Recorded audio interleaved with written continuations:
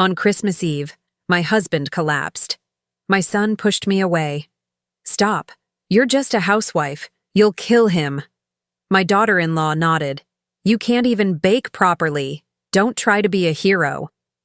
They called the city's top cardiologist. When the doctor arrived, he saw me pressing a spot on my husband's neck. He turned pale, dropped his bag, and yelled, "Wait, are you truly who I think you are?"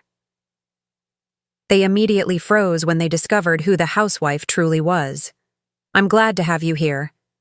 Follow my story until the end and comment the city you're watching from, so I can see how far my story has reached. The smell of cinnamon and pine filled our Westchester home that Christmas Eve, mixing with the familiar scent of Clarence's aftershave as he adjusted the lights on our 20-year-old artificial tree. I watched him from the kitchen doorway, my hands still damp from washing the dinner dishes, feeling that quiet contentment that comes from decades of shared routines. "Trinity, could you bring me that box of ornaments from the hall closet?" he called, his voice slightly strained from reaching toward the higher branches. I was already moving toward the closet when it happened. A sound I'll never forget, like air being suddenly sucked from the room, followed by a heavy thud that seemed to shake the hardwood floors beneath my feet. Clarence lay crumpled beside our coffee table, his face an alarming shade of gray, his body unnaturally still. The Christmas ornament he'd been holding, a small glass angel we'd bought during our honeymoon 28 years ago, lay shattered beside him, catching the tree lights like scattered tears. "Clarence!" I dropped to my knees beside him, my hands automatically moving to check his pulse. Weak, irregular, barely there. His breathing was shallow, labored. Every instinct I'd spent 25 years burying suddenly surged to the surface. I was reaching for his neck, finding the specific pressure point I knew could help stabilize his heart rhythm, when the front door burst open. Edward stormed in with Sarah close behind, their voices sharp with panic. "Mom, what happened?" Edward's eyes were wide, taking in the scene, his father on the floor, me kneeling beside him. "He collapsed," I said, not looking up, my fingers still pressed against the precise spot on Clarence's neck. "We need to call 911. Sarah was already on her phone, but Edward grabbed my wrist, his grip surprisingly strong. "Stop! Don't touch him like that. You're just a housewife. You'll kill him." The words hit me like a physical blow. Just a housewife. I stared at my son, this 25-year-old man I'd given everything for, seeing something cold and dismissive in his eyes that I'd never noticed before. "Edward, I know what I'm—" "No, you don't." Sarah's voice was sharp, cutting. She ended her call and moved toward us. "I called for an ambulance, but please step away from him, Trinity. You can't even bake a decent Christmas cake. Don't try to be a hero now." The casual cruelty of her words, referencing the slightly burnt cake I'd made yesterday while distracted by Clarence's complaints of chest tightness, made my cheeks burn with shame. But I didn't move my hands from Clarence's neck. Something deep inside me, something I'd buried for decades, refused to let go. "I'm trying to help," I said quietly, feeling Clarence's pulse strengthen slightly under my touch. Edward's face contorted with frustration. "You're not qualified. Sarah called Dr. Martinez. He's the best cardiologist in the city. He'll be here in 15 minutes. I wanted to tell him about the specific technique I was using, about why I was pressing exactly where I was pressing, about the years of training that made my hands as steady and sure as they'd ever been. But the words stuck in my throat, held back by decades of silence, of being careful not to overshadow, not to complicate, not to confuse. The next 12 minutes felt like hours. Edward paced the living room, occasionally barking orders at me to give Dad space or stop touching him. Sarah stood beside the tree, her arms crossed, watching me with something that looked almost like satisfaction, as if my helplessness in this moment proved something she'd always believed about me. I kept my fingers on Clarence's neck, monitoring his pulse, adjusting the pressure as needed. His breathing remained shallow but steady. His color was slowly improving. I knew these were good signs, but I also knew we weren't out of danger yet. When the doorbell rang, Edward practically ran to answer it. Doctor. Marcus Chen entered our living room carrying a large medical bag, his hair now silver-streaked but his movements still quick and precise. He looked exactly like the brilliant, dedicated doctor I'd always known he would become. He stopped mid-step when he saw me kneeling beside Clarence, saw exactly where my hands were positioned, saw the way I was monitoring my husband's breathing and color. His medical bag hit the floor with a soft thud. "Wait," he said, his voice barely above a whisper. "Are you truly who I think you are?" Edward and Sarah immediately froze. The room went completely silent except for the soft hum of our Christmas tree lights and Clarence's steadying breath. Dr. Chen's eyes were locked on mine, and I saw recognition dawning. Not just of my face, but of my technique, my positioning, my obvious medical knowledge. After 25 years of being invisible, of being dismissed, of being called just a housewife, someone finally saw me for who I really was. My hands trembled slightly against Clarence's neck, and I felt 30 years of buried identity struggling to surface. Edward was staring at Dr. Chen with confusion, then looking back at me as if he'd never seen me before. Sarah's confident smirk had vanished completely. "Dr. Thompson," Marcus said softly, and the title felt like coming home after a lifetime of exile. "Is it really you?" The silence that followed was deafening. In that moment, kneeling on my living room floor with my husband's life literally in my hands, I realized that my carefully constructed life of invisibility was about to crumble. And I wasn't sure if I was terrified or relieved. Edward's voice cut through the tension, sharp and demanding. "What the hell is going on here? Who is Dr. Thompson?" I looked up at my son, this man I'd sacrificed everything for, and saw a stranger. Someone who'd never bothered to ask about my life before he was born, who'd never wondered why medical terminology came so naturally to me, who'd never questioned why I always knew exactly what to do in health emergencies. The Christmas lights twinkled innocently above us, casting shadows across a scene that would change everything. Clarence stirred slightly under my hands, his pulse growing stronger, and I realized that while I might be saving his life tonight, I was about to lose the quiet, uncomplicated existence I'd built for the past 25 years. The ambulance arrived within minutes, their red and blue lights painting our quiet suburban street in urgent colors. As the paramedics worked on Clarence, stabilizing him for transport, Dr. Chen pulled me aside into our kitchen. The familiar space, with its worn marble countertops and the persistent tick of our grandmother clock, suddenly felt foreign, as if I were seeing it through someone else's eyes. "Trinity Thompson," Marcus said, his voice filled with something between wonder and disbelief. "Professor Thompson, I never forgot what you did for me." Edward appeared in the doorway, his face flushed with confusion and growing anger. "Professor? Mom? What is he talking about?" I could feel Sarah hovering behind him, her earlier smugness replaced by wariness.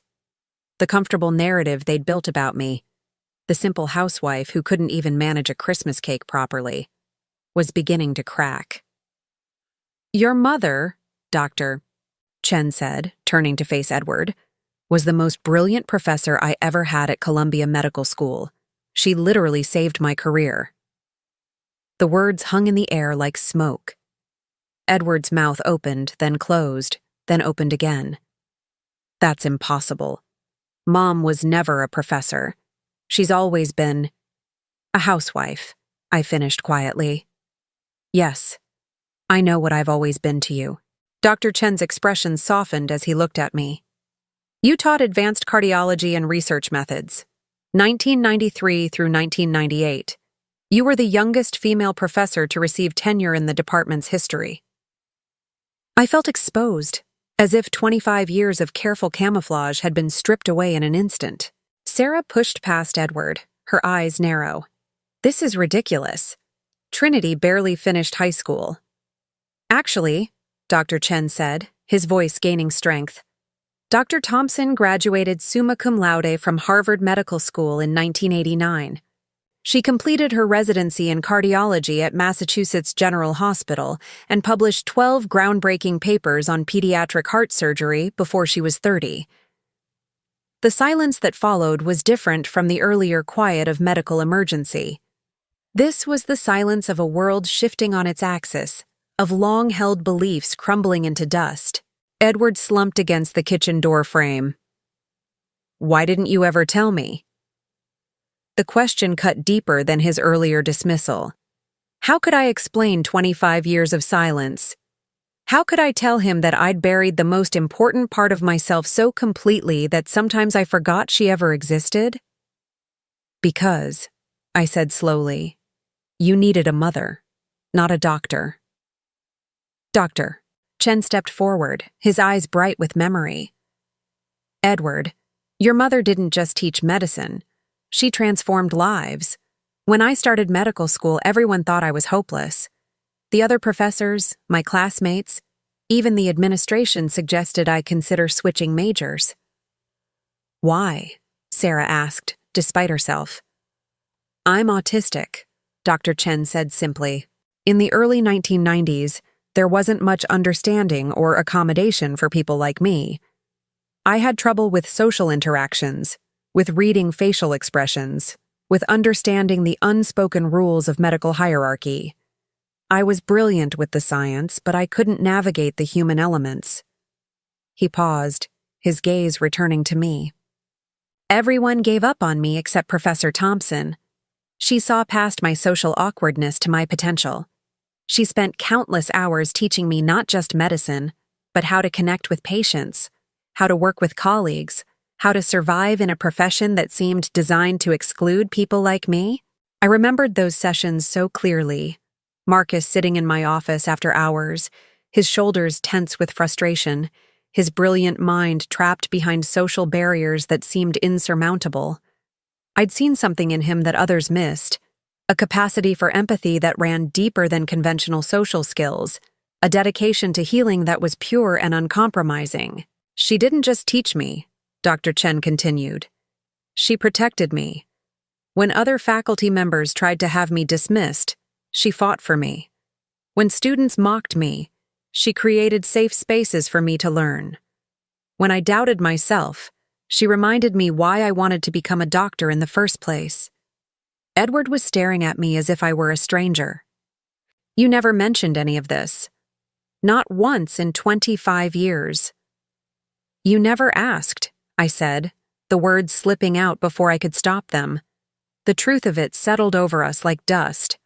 All these years, Edward had seen me as a simple housewife because that's all he'd ever looked for. He'd never wondered about my education, my dreams, my life before he was born. I'd become so good at being invisible that I'd convinced my own son I'd never been anything else.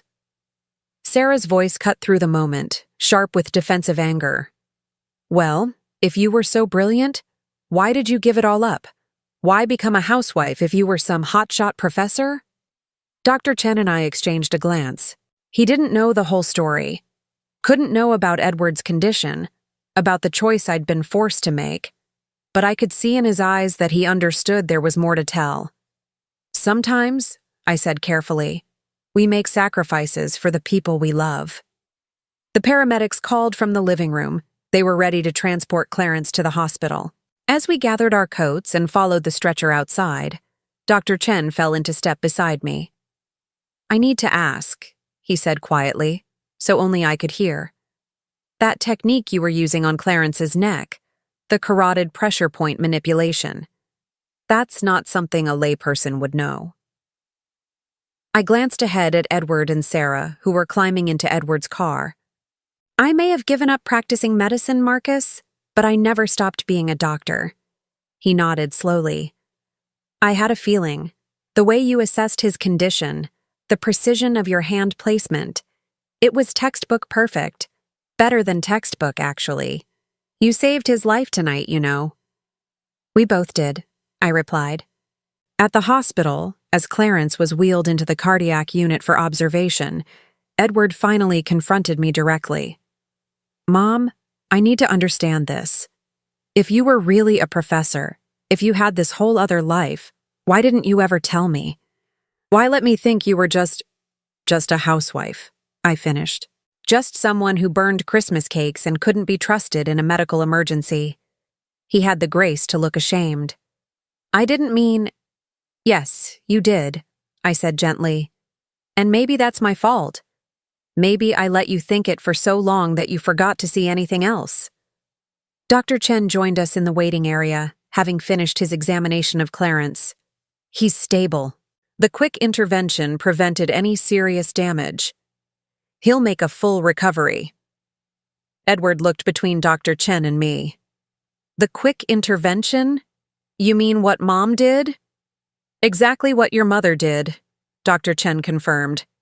The carotid pressure technique she used is extremely advanced. She bought us the crucial time we needed. As we settled into the uncomfortable hospital chairs to wait for more news, I could feel the weight of 25 years of silence pressing down on me. Edward kept glancing at me with curious, almost suspicious eyes. Sarah sat rigid beside him, her earlier confidence completely shattered. Dr. Chen pulled out his phone, scrolling through something. Trinity, I want to show you something. I don't know if you know, but I've become the head of cardiology at Presbyterian Hospital. We've been looking for a senior consultant, someone with your experience and expertise. He showed me his phone screen, a job posting for a position that would pay more in 1 year than I'd seen in the last 10. My breath caught in my throat. I don't understand, Edward said. Are you offering my mother a job? I'm offering Dr. Thompson the recognition she should have had all along, Dr. Chen replied. As the hospital fluorescent lights hummed overhead and the sounds of medical equipment beeped in the background, I realized that my carefully controlled life was about to change in ways I couldn't predict. The question was whether I had the courage to step back into the light after 25 years in the shadows, and whether my family could handle learning who I really was underneath the woman they thought they knew. The drive home from the hospital the next morning was silent except for the rhythmic thump of windshield wipers against the light December drizzle. Clarence was stable and would be discharged in 2 days, but the weight of last night's revelations sat between Edward and me like an uninvited passenger. Sarah had gone straight to her mother's house, claiming she needed time to process everything. What she really needed, I suspected, was time to figure out how to regain control of a narrative that was slipping through her fingers. Edward pulled into our driveway and turned off the engine, but neither of us moved to get out. The Christmas decorations on our neighbors' houses looked garish in the gray morning light, all those twinkling lights and inflatable Santas seeming to mock the heaviness that had settled over our family. Mom, Edward said finally, his hands still gripping the steering wheel. I need to understand. If you were really a professor, if you had this amazing career, why did you give it all up? What happened in 1998? 1998. The year my world changed completely. I'd been dreading this question since Dr. Chen first recognized me, knowing that once I started explaining, there would be no going back to the comfortable fiction we'd all been living. You happened, I said quietly. Edward turned to face me, confusion evident in his eyes. What do you mean? I closed my eyes, feeling the weight of 25 years of carefully kept secrets pressing down on my chest. Edward, when you were born, you had a condition called hypoplastic left heart syndrome. It's a congenital heart defect where the left side of the heart is severely underdeveloped. The color drained from his face. What? That's impossible. I've never had heart problems. You don't have heart problems now because of 3 surgeries you had as an infant, and because I've been monitoring your condition every single day of your life since then. We sat in the car as I told him the truth he'd never known. How he'd been born blue and barely breathing. How the doctors had given him a 30% chance of survival even with immediate surgery. How I'd held his tiny body in the NICU, feeling his irregular heartbeat against my chest, knowing that his life hung by the thinnest of threads. The surgeries were successful, I continued, watching his face carefully for signs of the distress that cardiac patients sometimes experienced when learning about their condition. But you needed constant monitoring. Your heart rhythm, your oxygen levels, your activity tolerance. Everything had to be watched. The doctor said you'd need a parent with medical knowledge to catch any complications early. Edward's voice was barely a whisper. So you quit your job? I didn't just quit my job, Edward. I quit my life. The words came out harsher than I'd intended, carrying decades of suppressed grief. I was 3 months away from being named department head at Columbia. I had a research grant worth $400,000 studying minimally invasive pediatric cardiac procedures. I had a book deal, speaking engagements lined up across the country. I was going to change how children with heart conditions were treated. He stared at me, his breath coming in short gasps that immediately triggered my maternal alarm. Even now, 25 years later, I could read the signs of cardiac distress in his body language. Slow your breathing, I said automatically.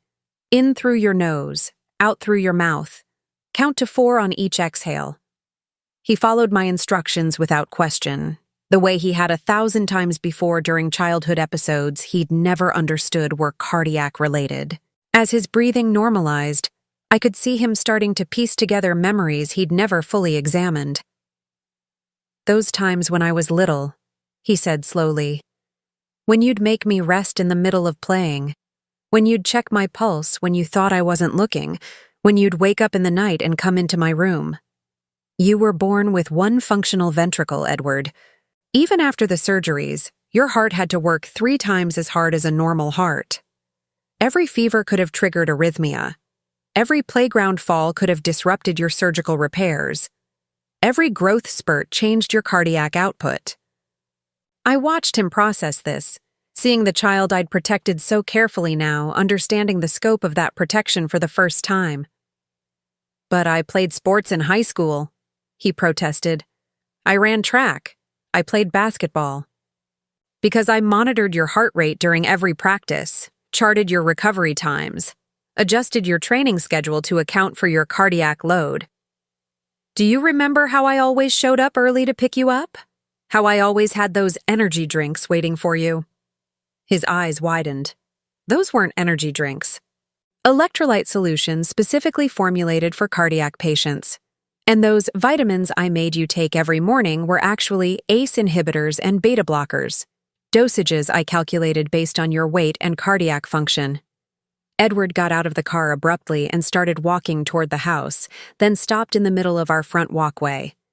When he turned back to me, there were tears in his eyes. You've been treating me my entire life, and I never knew. That was the point, I said, getting out to join him. You needed to believe you were normal, that your life wasn't limited by your condition. If you'd grown up knowing you had a heart defect, you would have lived afraid. But the cost, he whispered. You gave up everything. I thought about the night I'd made that decision, sitting in the NICU with his 2-week-old body hooked up to monitors and machines, watching his tiny chest rise and fall with mechanical assistance. The head of pediatric cardiology at Columbia had been brutally honest. Edward would need specialized care for years, possibly his entire life. I could hire nurses, but no one would watch him with the vigilance of a mother who was also a trained cardiologist. I didn't give up everything, I said. I chose what mattered most. We went inside, and Edward immediately headed for the stairs. Where are you going? The attic, he said. If you really were a professor, if you really had this whole career, there has to be evidence somewhere. I followed him up, my heart pounding with anxiety.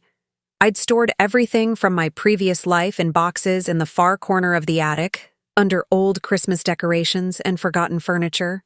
I'd told myself I was preserving memories, but really, I'd been preserving a person, the woman I used to be before I became just Edward's mother. He found the boxes easily, as if he'd always known where to look. Inside were my diplomas, my medical licenses, copies of my published research papers, photos from medical conferences, and thank you letters from former students. Edward handled each item carefully, reverently, as if he were discovering archaeological artifacts. Dr. Trinity Thompson, Assistant Professor of Cardiology, he read from one diploma. Harvard Medical School, summa cum laude. He looked up at me. You graduated first in your class. Second, I corrected, but close enough. He found a photo from my last faculty party at Columbia. Me, in a professional suit, surrounded by colleagues, obviously respected and valued.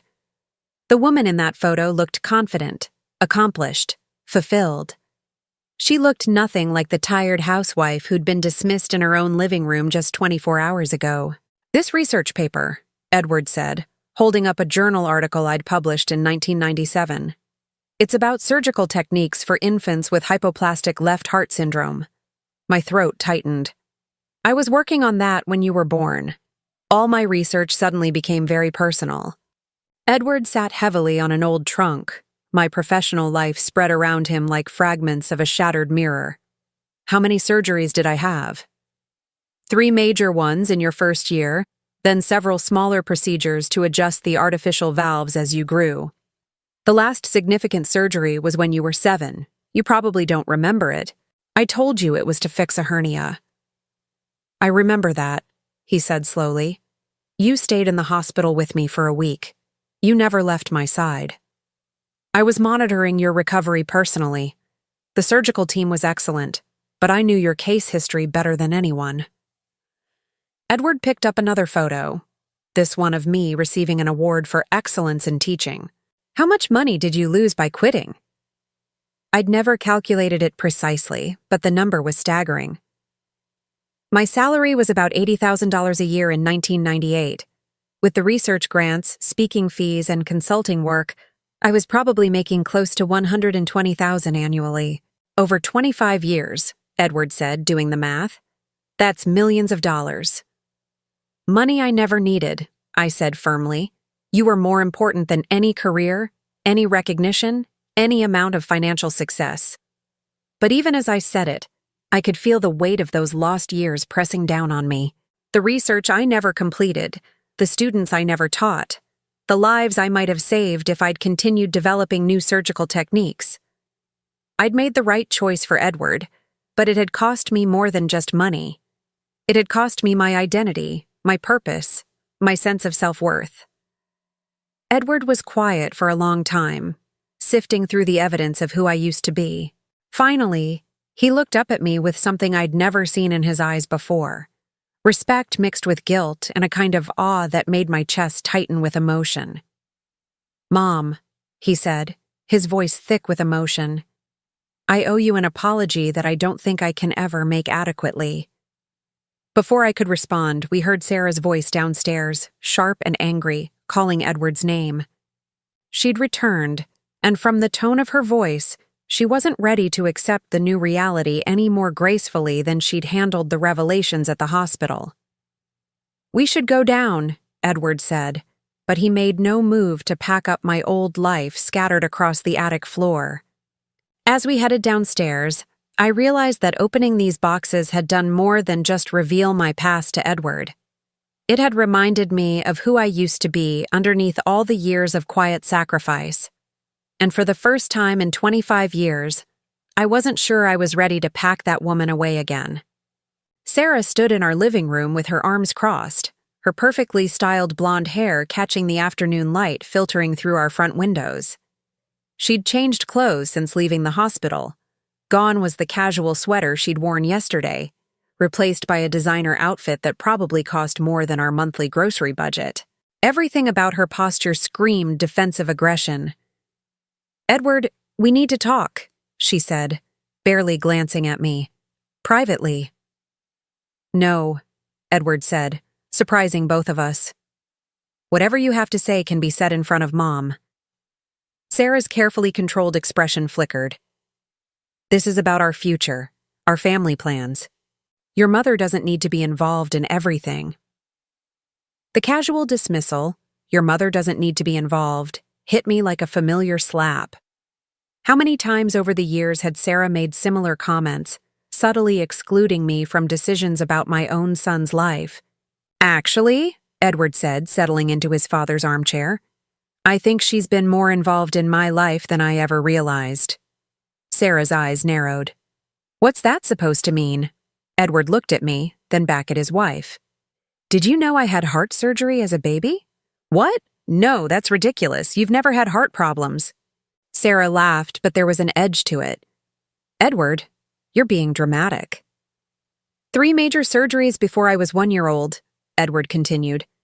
Constant medical monitoring throughout my childhood. Specialized medications disguised as vitamins. Mom gave up her entire medical career to take care of me. Sarah went very still. Medical career? Edward, your mother never had a medical career. She barely graduated high school. I watched Sarah's face carefully, looking for the surprise and confusion that should have accompanied this revelation.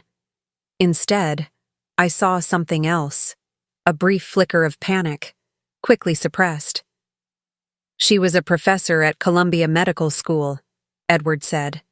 A published researcher, department head candidate. She gave it all up when I was born. Sarah's laugh was forced, artificial. That's impossible. I would have known. In 8 years of marriage, something like that would have come up. But there was something in her voice, a quality I'd heard before but never quite identified. It was the sound of someone working very hard to maintain a lie. Sarah, I said quietly, you've always seemed very certain about my limitations. She turned to me, her expression shifting to the familiar condescending smile she reserved for my silly comments. Trinity, I'm just being realistic. You're a wonderful mother and wife, but let's not pretend you're something you're not. Edward frowned. What do you mean, pretend? Sarah glanced between us, clearly realizing she'd said too much. I just mean that everyone has their place, their role. Trinity's role is here, in the home, taking care of family. There's nothing wrong with that. But there would be something wrong with her having been a doctor? Edward asked. The question hung in the air like smoke. Sarah's perfectly glossed lips opened and closed several times before she managed to speak. Well, no, of course not. But it's not true. Your mother has always been just a housewife. Just a housewife. There it was again, that phrase that had defined me for 25 years. But this time, hearing it from Sarah's lips, I heard something else underneath it. Relief. Sarah, I said carefully, you seem very invested in maintaining a particular image of who I am. I'm invested in reality, she snapped. I'm invested in not letting you confuse Edward with these ridiculous fantasies. Edward stood up abruptly. Fantasies? I just spent 2 hours going through Mom's diplomas, her research papers, photos from medical conferences. Are you saying those are fake? Sarah's composure was cracking. I'm saying that people can buy fake diplomas online. People can Photoshop themselves into pictures. People can create elaborate lies when they're desperate for attention. The accusation hit me like a physical blow, but before I could respond, Edward was moving toward the stairs. Come with me, he said to Sarah. I want you to see something. I followed them back up to the attic, where my professional life still lay scattered across the floor. Edward picked up my medical license, the original, with raised seals and official signatures. This is fake? He asked, handing it to Sarah. Sarah examined it, her hands trembling slightly. Well, no, but how about this? Edward held up a photo of me with Dr. Chen and 3 other faculty members at a cardiology symposium. Did Mom Photoshop herself into a picture with the man who treated Dad last night? Sarah stared at the photo, her face growing pale. I don't understand how... Or this? Edward picked up a thank you letter from a former student, dated 1997. Did Mom forge this too? And this one? And this stack of 50 others? With each piece of evidence, Sarah seemed to shrink smaller. But instead of the surprise and apology I might have expected, her expression was hardening into something cold and calculating. Fine, she said finally. Maybe you did have some kind of career once, but you gave it up, didn't you? You chose to be a housewife. You chose this life. Because Edward needed... I began. Because you couldn't handle the pressure, Sarah interrupted. Because when things got difficult, you took the easy way out. Edward's face darkened. Easy way out? Sarah, she sacrificed everything to save my life. Did she? Sarah's voice was rising now, her careful facade completely abandoned. Or did she use your condition as an excuse to quit when she realized she wasn't as good as she thought she was? The cruelty of the accusation took my breath away, but before I could respond, Edward was speaking, his voice dangerously quiet. What did you just say? Sarah seemed to realize she'd gone too far, but instead of backing down, she doubled down. I'm just saying that people sometimes exaggerate their past accomplishments when their current life feels disappointing. Maybe your mother had some minor teaching position, maybe she helped with some research, but this whole brilliant professor story? It's probably embellished. Get out, Edward said. What? Get out of my house. Get out of my parents' house. Get out now. Sarah's eyes widened. Edward, you're overreacting. I'm just trying to protect you from… From what? From learning that my mother is an extraordinary woman who gave up everything for me? From discovering that I've been treating her like garbage for years based on your constant subtle undermining? The word undermining hit me like revelation. Suddenly, years of seemingly innocent comments from Sarah came into sharp focus. Her surprise whenever I demonstrated any knowledge or capability, her quick dismissals of my opinions on medical matters, her habit of redirecting conversations whenever my past might come up naturally. Sarah, I said slowly, how long have you known? She went very still. Known what? About my background, about my education and career. I don't know what you mean. But Edward was already moving, pulling out his phone. I'm going to call my cousin Rachel. Remember her? She works in human resources at Columbia Medical School. Let's see what their records show about Dr. Trinity Thompson. Edward, wait! Sarah's composure cracked completely. Fine. Yes, I knew. The admission hung in the air like a confession. How long? Edward demanded. Sarah's shoulders sagged. Since before we got married. I was doing research on your family for the wedding planning, and I found some old articles online about your mother's work at Columbia. 8 years. She'd known for 8 years and had never said a word. Worse than that, she'd actively worked to reinforce the image of me as incapable, limited, just a housewife. Why? I asked, though I was beginning to understand. Sarah's mask was completely gone now, revealing something ugly and insecure underneath. Because you already had too much influence over Edward. He respected you, looked up to you. If he'd known you were this brilliant doctor who'd sacrificed everything for him, I never would have been able to build my own life with him. The truth was stunning in its calculated cruelty. For 8 years, Sarah had deliberately maintained my invisibility because my true identity threatened her control over Edward. You wanted him to see me as weak, I said. I wanted him to see you as human, Sarah shot back. Not as some saint who gave up everything. That's a lot of pressure to put on a person, knowing their mother sacrificed her whole career for them. Edward's voice was barely controlled. So you spent 8 years making sure my mother felt worthless so that I wouldn't feel guilty? I spent 8 years protecting our marriage, Sarah said. And it worked, didn't it? We've been happy. Happy? Edward looked at her as if seeing her clearly for the first time. We've been happy because you systematically destroyed my relationship with my mother? Because you made me believe she was incompetent and useless? Sarah's face crumpled slightly, but her voice remained defiant. She chose to give up her career. She chose to become a housewife. I just helped maintain the boundaries she'd already established. By making sure those boundaries became a prison, I said quietly. The three of us stood among the scattered evidence of my former life, the weight of 8 years of deception settling over us like dust.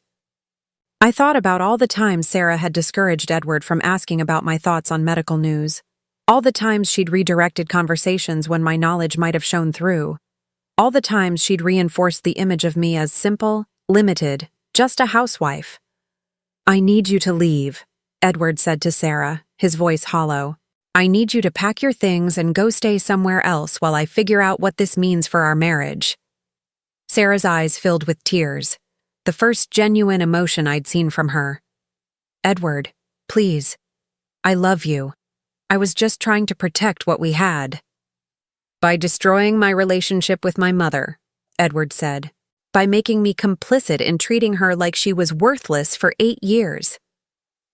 As Sarah gathered her purse and coat, moving with the defeated posture of someone whose careful construction had collapsed completely, I felt something I hadn't experienced in decades: clarity. The woman I used to be, the confident, accomplished professor, was still there, buried under years of deliberate diminishment, and maybe, just maybe, it was time to let her breathe again. Dr. Chen's call came 3 days after Christmas, while I was sitting in Clarence's hospital room watching him sleep peacefully, his heart monitor showing the steady, strong rhythm that his medication had restored. Edward had gone home to shower and change clothes. He'd barely left the hospital since Sarah moved out, as if he was afraid that leaving me alone might somehow make me disappear too. Trinity. Dr. Chen's voice was warm but professional through my phone. I hope I'm not calling at a bad time. How is Clarence doing? Much better, thank you. They're releasing him tomorrow. That's wonderful news. Listen, I wanted to follow up on our conversation about the consulting position. The hospital board met yesterday, and they're very excited about the possibility of bringing you on board. They'd like to offer you the position officially. I gripped the phone tighter, watching Clarence's chest rise and fall with the easy breathing of someone whose crisis had passed. What would the position involve? Senior consultant in pediatric cardiology, with the option to take on research projects and mentor residents. The salary would be $120,000 annually, with full benefits and research funding available.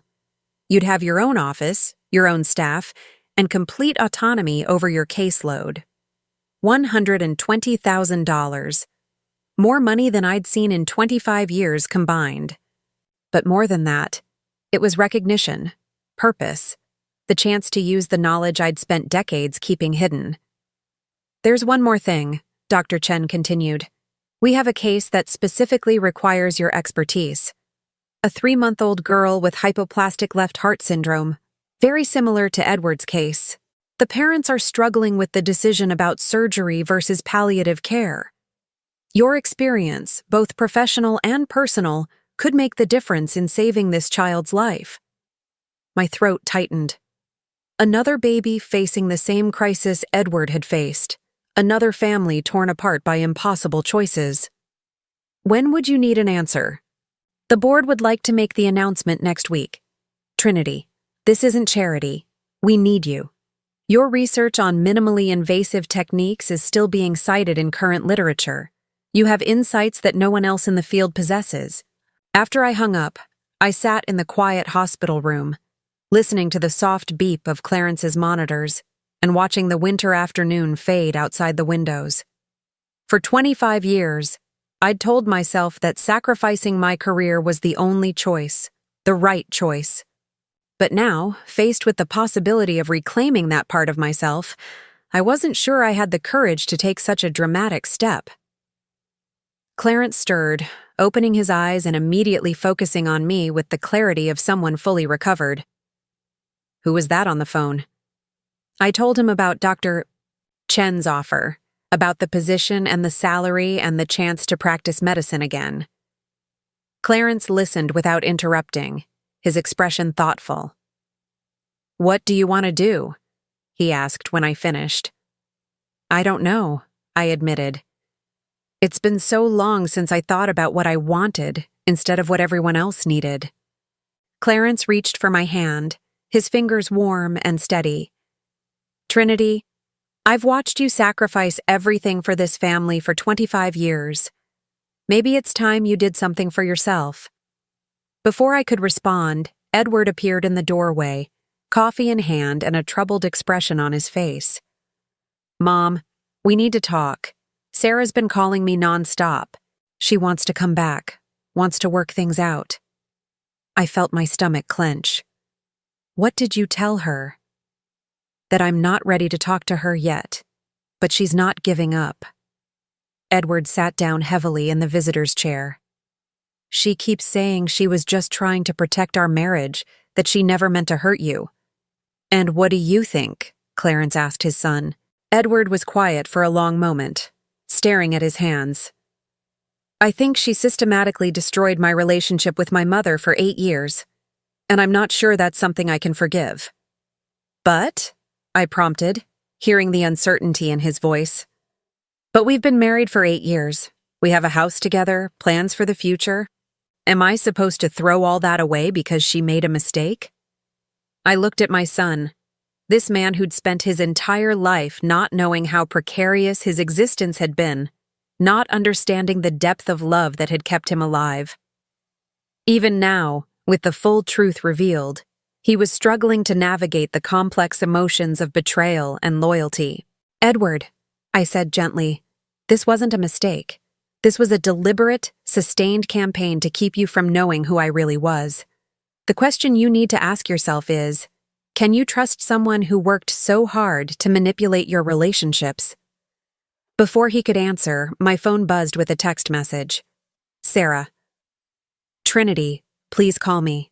We need to talk. I know I hurt you, but I love Edward.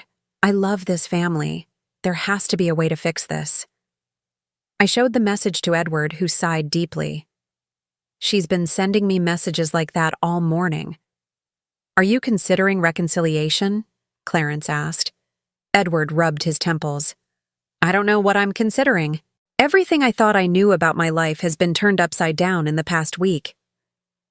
My phone rang, Sarah's number. After a moment's hesitation, I answered. Trinity, thank God. Sarah's voice was thick with tears.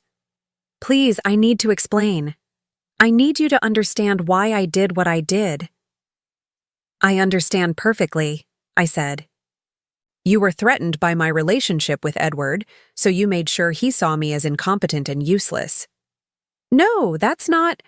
Sarah's voice cracked. Okay, maybe at first that was part of it, but it became more complicated than that. The longer it went on, the harder it became to tell the truth.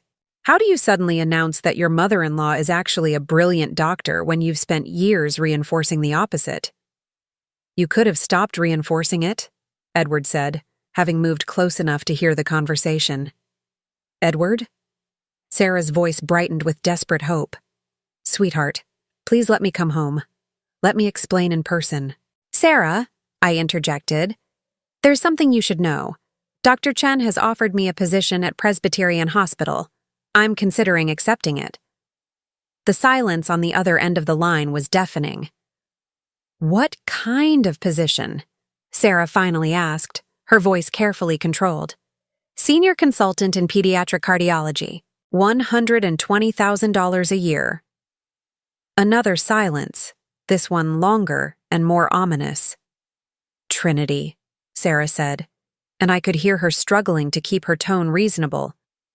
Do you really think that's wise? You've been out of medicine for 25 years. The field has changed enormously.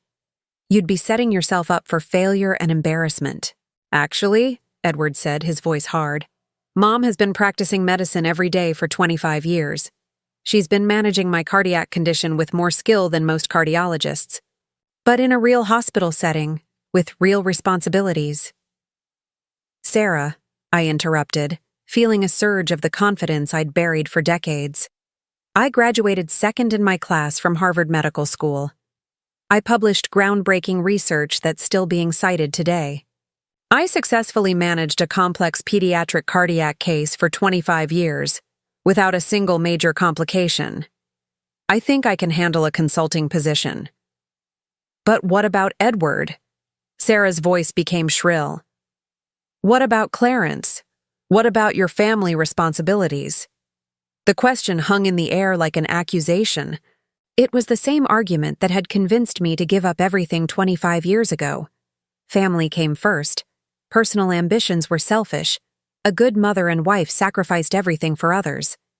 But this time I had backup. Sarah, Edward said firmly, Mom has spent 25 years putting this family first. If she wants to have a career again, she has my complete support. Mine too, Clarence added from his hospital bed. Sarah's breathing was audible through the phone. This is a mistake. You're all making a huge mistake. Trinity, you can't just walk back into medicine after 25 years and expect to succeed. You'll humiliate yourself and you'll damage this family in the process. The only thing damaging this family, Edward said, is your inability to accept that Mom is more than the limited person you tried to make her believe she was. I'm coming over, Sarah said. We're going to settle this face to face. No, Edward said. Don't come to the hospital. Don't come to the house. I'm not ready to see you yet. Edward, please. He hung up. We sat in silence for several minutes, the weight of crossed lines and burned bridges settling over us. I thought about the baby Dr. Chen had mentioned, the 3-month-old girl whose parents were struggling with the same impossible decision I'd faced when Edward was born. I thought about the research I could resume, the students I could teach, the difference I could make in the world beyond the walls of my suburban home. But I also thought about the comfortable routine Clarence and I had built, about the quiet satisfaction of managing a household, about the fear of stepping back into a professional world that had moved on without me. Mom, Edward said quietly, I need you to know something. Whatever you decide about this job offer, it should be your decision. Not based on what Sarah wants, not based on what you think I need, not based on anyone's expectations except your own. I looked at my son, seeing him clearly for perhaps the first time as an adult, as a person capable of understanding complex emotions and difficult truths. What if I fail? I asked, voicing the fear I'd been carrying since Dr. Chen first made the offer. What if you succeed? Clarence countered from his hospital bed. That evening, after Edward had gone home and Clarence had fallen asleep, I walked the hospital corridors, past the nurses' stations and patient rooms, breathing in the familiar scent of antiseptic and possibility. I found myself in the pediatric wing, standing outside the NICU where babies fought for their lives with the same determination Edward had shown 25 years ago. Through the window, I could see tiny forms in incubators, surrounded by the monitors and machines that had once surrounded my son. I thought about the knowledge I carried, the experience that could help save some of these lives, the research that could improve outcomes for countless families facing the same crisis we'd faced. Sarah was right about one thing. It was a risk. After 25 years, stepping back into medicine would be challenging, possibly overwhelming. But for the first time in decades, the voice in my head wasn't asking whether I was capable enough. A few months later, I stood in my new office at Presbyterian Hospital, watching the morning sun stream through windows that overlooked the city I'd once thought I'd left behind forever.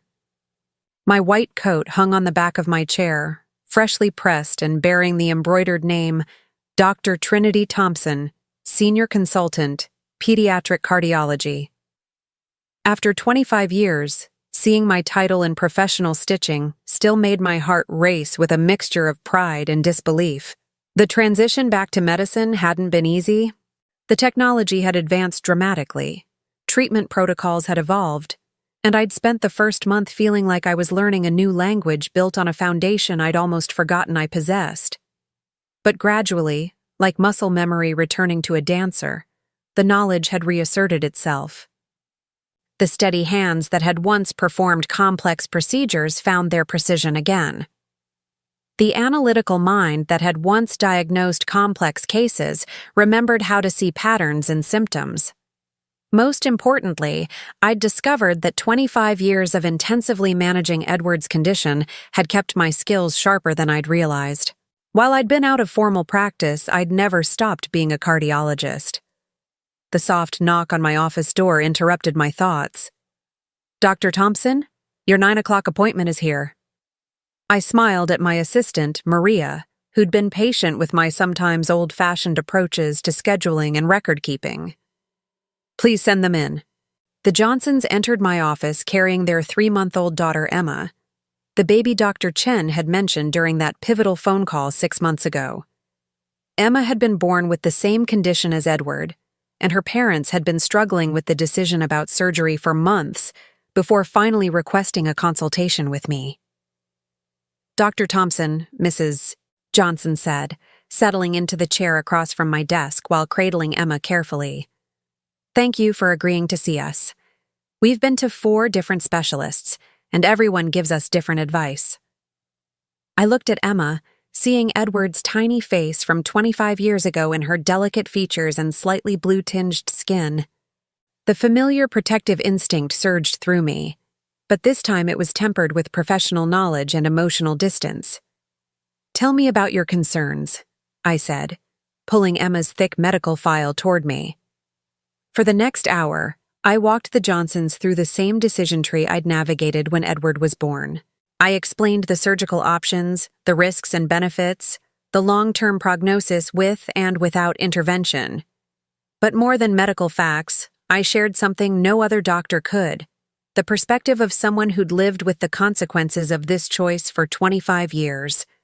The surgery isn't a cure, I told them honestly. It's the beginning of a lifetime of careful management. Your daughter will always have a heart condition, but with proper care and monitoring, she can live a full, normal life. Mrs. Johnson's eyes filled with tears. How do you live with that fear? How do you watch your child grow up knowing their heart could fail at any moment? I thought about Edward, now 26 and thriving, working as an engineer and slowly rebuilding his marriage with Sarah, though on very different terms than before. I thought about the thousands of moments of fear and vigilance, but also about the joy of watching him succeed despite his challenges. You learn to see strength where others see vulnerability, I said. You learn that love is measured not in the absence of worry, but in the determination to fight for every day you have together. After the Johnsons left, having decided to proceed with the surgery, I found myself thinking about the strange circular path my life had taken. I'd left medicine to save Edward, and now I'd returned to medicine to save other children facing the same battle he'd fought. My phone buzzed with a text from Edward. How's your first week with the new research grant going? I smiled, typing back. Better than expected. The minimally invasive techniques are showing promising results. The research grant, $250,000 to study improved surgical techniques for complex pediatric cardiac conditions, represented more than just professional validation. It was a chance to complete the work I'd started 25 years ago, using everything I'd learned during Edward's treatment to help other families. Another text came in, this one from Clarence. Dinner ready when you get home. Made your favorite. The balance I'd found wasn't perfect. I still worried about Edward's heart, still managed his medications during family visits, still felt the pull between professional obligations and family needs. But it was a balance I'd chosen deliberately, with full knowledge of the costs and benefits. Sarah had moved back in with Edward 3 months ago, but their relationship was fundamentally different now. She'd started therapy to address what the counselor called her control issues and insecurity-based manipulation patterns. And more importantly, she'd apologized to me, not the quick surface apology she'd offered initially, but a deep acknowledgement of the damage her actions had caused. I was afraid, she'd told me during an awkward coffee meeting in February. I was afraid that if Edward knew how extraordinary you were, he'd realize how ordinary I was. It wasn't forgiveness exactly, but it was understanding. Sarah had been operating from her own fears and insecurities, just as I'd been operating from mine. The difference was that I'd made my choices to protect others, while she'd made hers to protect herself. A knock on my office door brought me back to the present. Dr. Chen entered, carrying 2 cups of coffee and wearing the satisfied expression of someone bringing good news. I just got off the phone with the Johnsons, he said, handing me one of the cups. They wanted me to tell you that Emma's surgery went perfectly. She's stable, responding well, and they credit our consultation with giving them the confidence to proceed. I felt the familiar warm rush of satisfaction that came with helping save a life.